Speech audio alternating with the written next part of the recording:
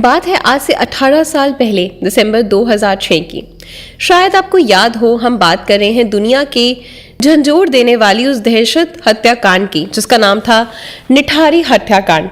ऐसा सनसनीखेज दर्दनाक हत्याकांड जिसमें आरोपी गिरफ्तार हो गए, उनको फांसी की सजा भी सुना दी गई। 15 मामले उनके खिलाफ नामजद किए गए, लेकिन फिर 18 साल बाद उन्हें बरी कर दिया गया। पुलिस की टीम छानबीन में लगी थी। कोठी नंबर D5 के पीछे गंदे नाले में से एक के बाद एक पॉलिथीन की बोरियां बाहर आ जा रही थी, जिनके अंदर थे मासूम बच्चों के नरकंकाल, खोपड़ियां और शरीर के टुकड़े। लोगों का कलेजा मुंह को आ गया था। माओ का दिल धड़कना भूल चुका था। आखिर ये किस नर पिशाच का काम था? क्या माजरा था? धीरे धीरे हड्डियों के ढेर ने पहाड़ का रूप ले लिया था, पर पॉलिथीन में भरे कंकाल एक के बाद एक सामने आते ही जा रहे थे। अपराधियों को हिरासत में ले लिया गया था। अपने आंचल के फूलों की इस दुर्गति को देखने के बाद भी मजबूर माँ बाप को कानून पर भरोसा था। उन्हें विश्वास था कि वे जानते थे भले ही देर हो, पर अपराधियों को उनके किए की सजा जरूर मिलेगी। वे अपराधियों को फांसी पर लटका हुआ देखना चाहते थे।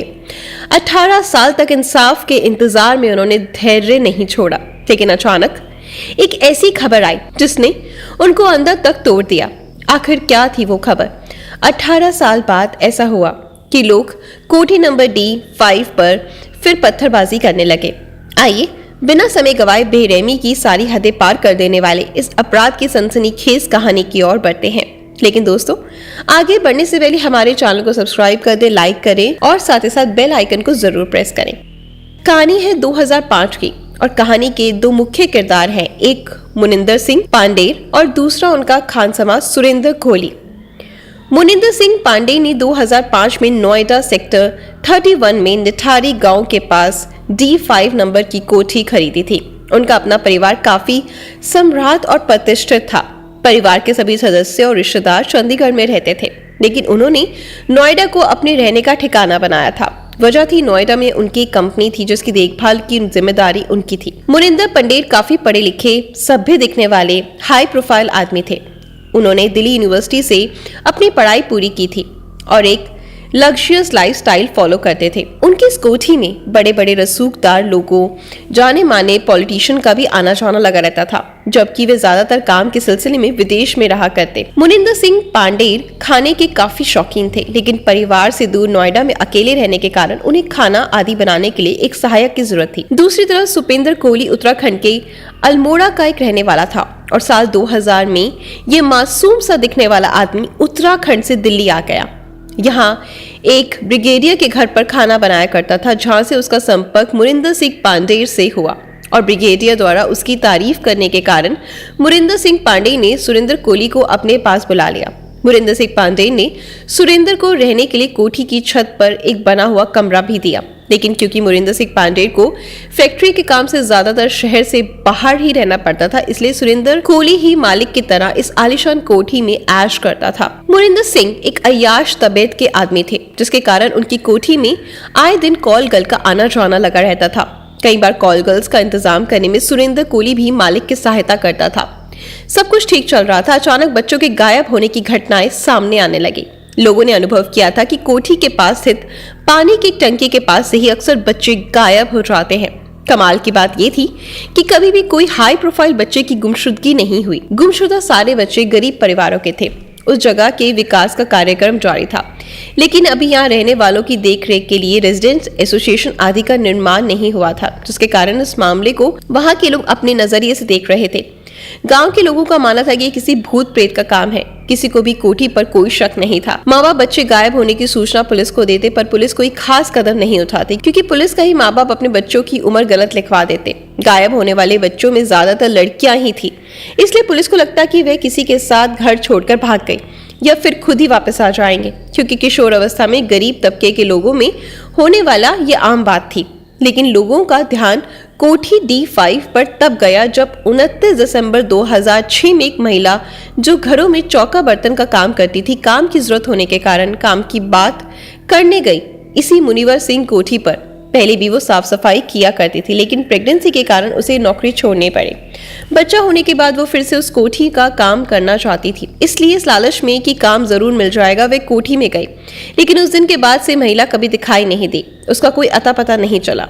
उसकी जान पहचान और परिवार वालों ने उसे बहुत ढूंढा पर वो कहीं नहीं मिली। तो परिवार वालों ने पुलिस से शिकायत करी, लेकिन पुलिस ने रिपोर्ट दर्ज नहीं की। उसके घर वालों ने भी देखा कि कभी वो कोठी से बाहर नहीं आई।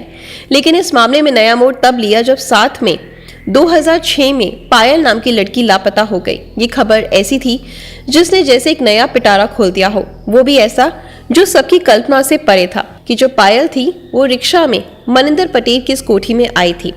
उसने रिक्शे वाले को कोठी के बाहर रुकने को कहकर वापस आकर पैसे देने की बात कही। काफी देर बाद वे वापस नहीं लौटी तो रिक्शे वाले ने पैसे के लिए कोठी का गेट खटखटाया। इस पर सुरेंद्र कोहली ने बताया कि पायल तो काफी देर पहले जा चुकी है, जबकि रिक्शा वाला कोठी के सामने ही था। उसने पायल को निकलते हुए नहीं देखा। उसे शक हुआ। उसने ये बात तुरंत पायल के घर वालों तक पहुंचा दी। पायल के पिता नंदलाल ने आनन फानन में एक FIR लिखवाई और साफ कहा कि उनकी बेटी कोठी से गायब हुई है। पायल के पिता पर दबाव बनाने लगे। पुलिस ने गौर किया कि इस घटना के पहले ही निठारी से लगभग 1 दर्जन से ज्यादा बच्चों के गायब होने की रिपोर्ट दर्ज हुई है। पुलिस को मामले की गंभीरता नजर आई और कुछ बड़ा घपला होने के अंदेशे से पुलिस आनन फानन में एक्शन में आ गई। पुलिस ने कोठी D5 पर छापामारी की और जब वे कोठी के अंदर दाखिल हुए तो वे काफी सारी शराब की बोतलें और आपत्तिजनक तस्वीरें फैली हुई थी।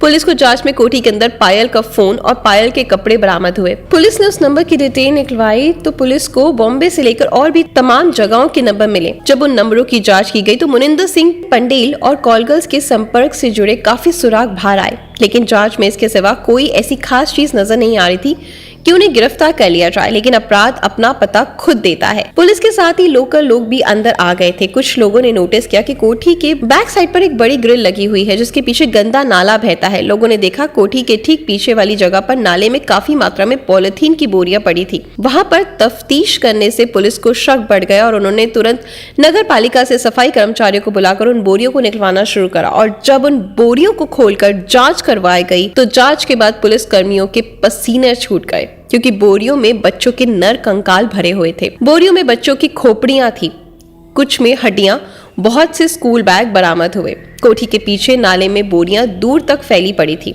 और उनमें से हड्डियों के निकलने का सिलसिला खत्म ही नहीं हो रहा था। मामले की गंभीरता को देखते हुए पुलिस इसकी जांच CBI को सौंप दी और इस जांच के एक मासूम से दिखने वाले एक ऐसे आदमखोर पिशाच का राज सामने आया जिसने 1-2 नहीं बल्कि 17 मासूम बच्चों को अपना शिकार बनाकर दरिंदगी की सारी सीमाएं तोड़ दी थी।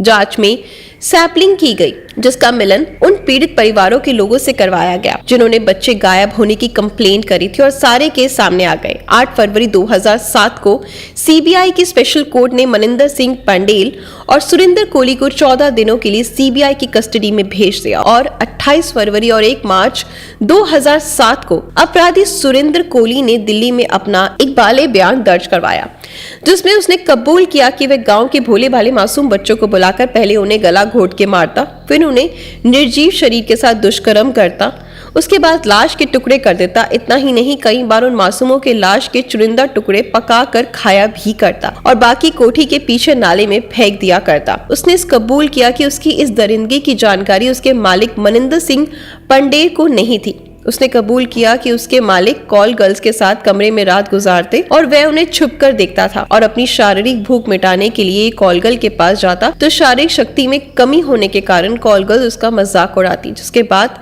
उस पर हैवानियत सवार हो गई। इसलिए उसने खुद को संतुष्ट करने का ये शैतानी तरीका ढूंढा। निठारी कांड में CBI ने अपराधियों के खिलाफ 16 मामले दर्ज किए थे, जिसमें गाजियाबाद CBI कोर्ट ने सुरेंद्र कोहली को 14 मामलों में दोषी मानते हुए फांसी की सजा सुना दी, जबकि मनिंदर सिंह पांडेर के खिलाफ 6 मामले दर्ज किए। इसमें से 3 मामलों में कोर्ट ने उन्हें फांसी की सजा सुना दी। आइए सिलसिलेवार तरीके से जाने इस केस में कब कब क्या हुआ। 29 दिसंबर 2006 को कोठी D5 के मालिक मनिंदर सिंह पंडेल और उसका नौकर सुरेंद्र कोहली गिरफ्तार किया गया और 30 दिसंबर को छापेमारी में कोठी के पीछे नाले से बच्चे के कंकाल मिले। 5 जनवरी 7 को यूपी पुलिस दोनों अपराधियों को नार्को प्रशिक्षण के लिए गांधीनगर लेकर गई, जिसके ठीक बाद 10 जनवरी को CBI ने इस मामले की जांच अपने हाथ में ले ली। 11 जनवरी 2007 को सीबीआई ने मकान के निकट नर कंकाल और हड्डियां बरामद करी और 12 जनवरी महेंद्र सिंह पांडेल और सुरेंद्र कोहली से सीबीआई द्वारा देर तक पूछताछ की गई, जिसके बाद 20 जनवरी को यूपी सरकार ने राष्ट्रीय मानवाधिकार अपनी रिपोर्ट दाखिल की, जिसके बाद 8 फरवरी को सीबीआई की विशेष अदालत ने पांडेय और सुरेंद्र कोहली को 14 दिन के लिए सीबीआई की हिरासत में भेज दिया, जहां 28 फरवरी को सुरेंद्र कोहली ने दिल्ली में अपने इकबालिया बयान दर्ज कराए। इन बयानों में वीडियोग्राफी भी की गई, जिसके बाद 22 मई 2007 को सीबीआई ने गाजियाबाद की अदालत में इस खौफनाक मामले का पहला पत्र दाखिल किया, जिसमें मनिंदर सिंह पांडेय पर हल्के आरोप लगाए गए, सुरेंद्र कोहली पर अपहरण और हत्या के आरोप लगाए गए। जिसके बाद 13 दिसंबर को गाजियाबाद की विशेष सीबीआई ने मनिंदर सिंह पांडेय के खिलाफ 2 किशोरियों से तथा उनकी हत्या के मामले में आरोप तय किए। 12 फरवरी 2009 में विशेष सीबीआई न्यायाधीश ने पांडेय और कोहली को एवं हत्या का दोषी ठहराया। वहीं 13 फरवरी 2009 को निठारी में 19 हत्याओं में से एक 14 वर्षीय रिम्पा हालदार के साथ और उसकी हत्या के लिए विशेष अदालत ने पांडेय तथा कोहली को मौत की सजा सुनाई। 4 मई 2009 कोहली को आरती प्रसाद की हत्या का दोषी पाया गया और उसे 12 मई को दूसरी बार मौत की सजा सुनाई गई। 28 सितंबर 2009 को फिर कोहली को मजदूर पप्पू लाल की 8 वर्षीय लड़की रचना लाल की हत्या जुर्म में तीसरी बार मौत की सजा सुनाई गई। साथ ही 22 दिसंबर 2009 को कोहली का चौथी बार मौत की सजा सुनाई गई। 7 सितंबर को सुरेंद्र कोहली की मौत की सजा को सुप्रीम कोर्ट ने उम्र कैद में बदल दिया। 24 जुलाई 2014 को सुरेंद्र कोहली और मनिंदर सिंह पांडेय को 20 वर्षीय पिंकी सरकार की हत्या के प्रयास में सीबीआई अदालत ने दोषी ठहराया। इस तरह सभी मामलों में सुनवाई और फैसलों के चलते चलते 18 वर्ष का लंबे समय बीत गया। मासूम बच्चों के माँ बाप दिल पर पत्थर रखकर धैर्य से इंसाफ का इंतजार कर रहे थे, लेकिन अचानक उनका धैर्य उस पल जवाब दे गया जब 16 अक्टूबर 2023 को खबर आई कि इलाहाबाद हाई कोर्ट ने वहशी सुरेंद्र कोहली और अय्याश मनिंदर सिंह पांडेय को इतनी संगीन इल्जामों से बरी कर दिया है। तो कोई इस पर विश्वास नहीं कर पा रहा था, क्योंकि अदालतों द्वारा सुरेंद्र कोहली को 10 से अधिक मामलों में पहले ही फांसी की सजा सुनाई जा चुकी थी और वहीं मनिंदर सिंह पांडेय को भी 3 मामलों में फांसी की सजा मिली थी। फिर भला बरी कैसे हो सकते हैं? इलाहाबाद हाई कोर्ट के इस फैसले पर नोएडा के इस हत्याकांड के पीड़ित मासूम बच्चों के अभिभावक ने इस फैसले के प्रति अपनी असंतुष्टि दिखाते हुए अदालत से स्पष्ट प्रश्न किया कि इन दोनों अपराधियों ने उनके बच्चों को नहीं मारा तो उनके कातिल कौन है? उनका मानना है कि 17 साल धैर्यपूर्वक इंतजार करने के बाद भी उन्हें न्याय नहीं मिला। हाई कोर्ट ने अपराधी मनिंदर सिंह पांडेय और सुरेंद्र कोहली को सभी मामलों से बरी करते हुए हर फैसले में अपनी सफाई देते हुए कहा कि सीबीआई ने केस की शुरुआत में मनिंदर सिंह पांडेय और सुरेंद्र कोहली दोनों पर इस हत्याकांड का पूरा आरोप लगाया था, लेकिन बाद में इस मामले में सिर्फ सुरेंद्र कोहली को ही आरोपी बनाया गया और सारा दोष उस पर मढ़ दिया गया। अदालत के अनुसार केस से संबंधित सभी कंकाल पुलिस को नाले में मिले थे, जो निठारी में बने कोठी D5 और D6 दोनों की ही सीमा पर थे। साथ ही इस केस में कंगाल की कोई भी निशानी मनिंदर सिंह के घर से नहीं हुई थी। सभी शवों के धड़ गायब थे और शक जताया गया कि मामला अंगों की तस्करी का भी हो सकता है, क्योंकि छोटे बच्चों के अंग प्रत्यारोपण की बेहद मांग रहती है। साथ ही शवों को जिस तरह से काटा गया था उसमें किसी अनुभवी डॉक्टर के शामिल होने की आशंका थी। मनिंदर सिंह की कोठी D5 के ठीक पड़ोस की 6 में रहने वाले डॉक्टर अमित, जिन्हें मानव तस्करी के अवैध कारोबार के रूप में पकड़ा भी जा चुका था, उनका बयान पुलिस द्वारा कभी लिया ही नहीं गया। साथ ही शवों का पोस्टमार्टम करने वाले डॉक्टर अमित ने भी ये शक जताया कि शव को सड़ने में 3 महीने का समय लगता है और पूरी तरह सड़ने में लगभग 3 साल का समय लग जाता है। अगर कुछ बच्चे 1 साल पहले गायब हुए तो उनके शवों की हड्डियां क्यों मिल रही हैं? याद रहे, इस केस में सुरेंद्र कोहली और मनिंदर सिंह पांडेय ने और कत्ल मामलों की बात खुद कबूल की थी। जांच में भी सामने आया कि 19 बच्चों और महिलाओं के साथ हत्या की गई थी और बाद में शव के टुकड़े किए गए थे। पुलिस जांच में कोहली ने नरभक्षण की बात कबूल की थी। दरअसल हमारा कानून सबूत मांगता है और इस केस में 3 चीजें थी जिसका फायदा कोहली के वकीलों को मिल गया। आइए जानते हैं 3 चीजें क्या थी? सबूत इकट्ठा करने में लापरवाही, अपराधियों के बयानों के टेप का गायब होना और फॉरेंसिक सबूतों की कमी। लेकिन हाई कोर्ट में इस फैसले के बाद सभी न्याय के दरवाजे बंद कर दिए गए। सुप्रीम कोर्ट का दरवाजा अभी भी पीड़ितों के लिए खुला हुआ है। सुरिंदर कोहली और महेंद्र सिंह पांडे पर अब हाई कोर्ट के फैसले को सीबीआई ने इस फैसले को सुप्रीम कोर्ट में चुनौती देने की बात कही है। सीबीआई के वकील कुमार यादव का कहना है कि इन सब सबूतों के आधार पर अदालत ने कोहली को मिली फांसी की सजा पर मोहर लगाई थी। ऐसे में हाई कोर्ट का ये फैसला हैरान कर देने वाला है। इन सब के बीच सबके दिमाग में यही सवाल उठ रहा है कि अगर वे दोनों कातिल नहीं थे तो उन मासूमों की हत्या किसने करी? बेरहमी से उनके साथ दुष्कर्म फिर टुकड़े किसने किए?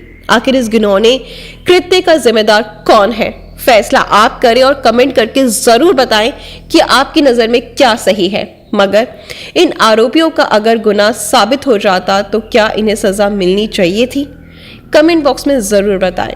दिन बर दिन ऐसी खबरें हमारे समाज में बढ़ती जा रही हैं, तो अपने बच्चों का ध्यान रखें, उनको फर्क करना समझाएं। आशा करती हूँ मेरी कहानियों से आपको बहुत ज़्यादा प्रेरणा मिलती होगी कि किस तरह हम कितने बड़े खतरे से अपने परिवार को और खुद को बचा सकते हैं। धन्यवाद।